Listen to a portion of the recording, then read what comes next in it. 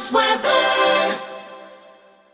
The Rich Thomas Weather Network, brought to you by these fine sponsors. Hear Rich's forecast hourly on these Blue Water Broadcasting radio stations.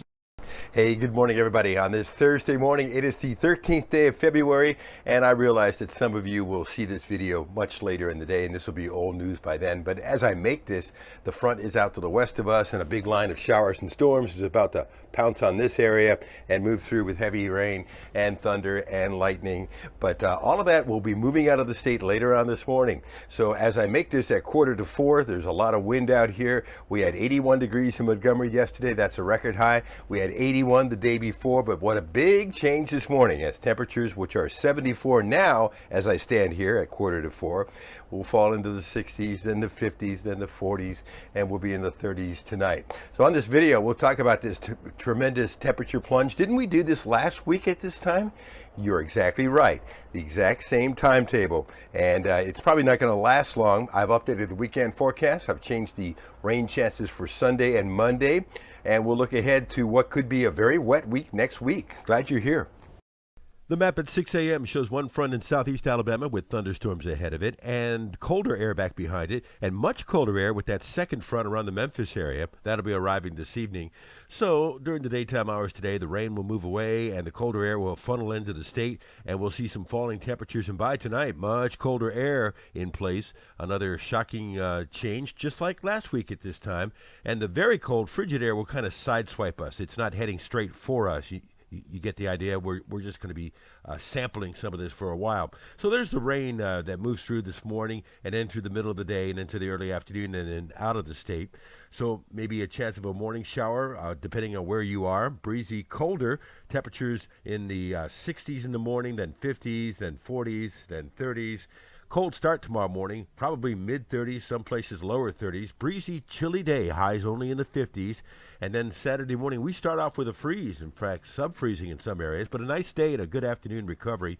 Maybe a few scattered showers returning on Sunday. I have the rain chances about 30% right now, and more scattered showers in the forecast on Monday. In fact, it looks like the start of another wet pattern next week with more showers in the forecast on Tuesday. It's not going to be raining all the time, but you get the idea. There'll be scattered showers around and more showers as the front moves through on Wednesday. And then it looks like even the chance of showers on Thursday before some colder air comes in back behind that front late next week.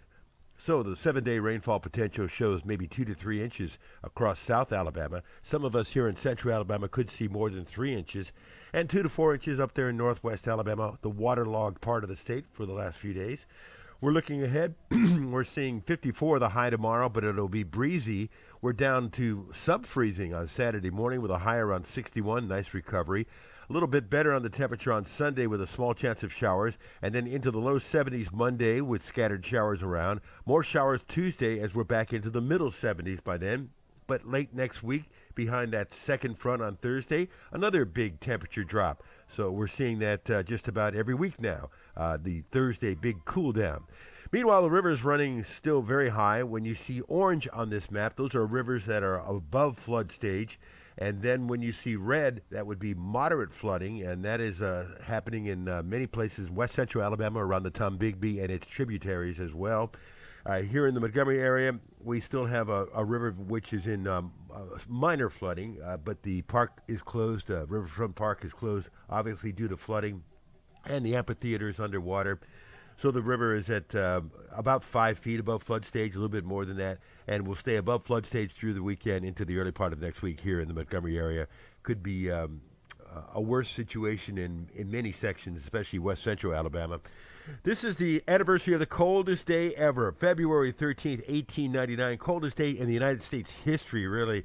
And then here in Alabama, 10 below in Birmingham, 5 below in Montgomery, 1 below in Mobile. Even Tallahassee had -2, and there was ice reported floating on the Mobile Bay. Incredible on this date.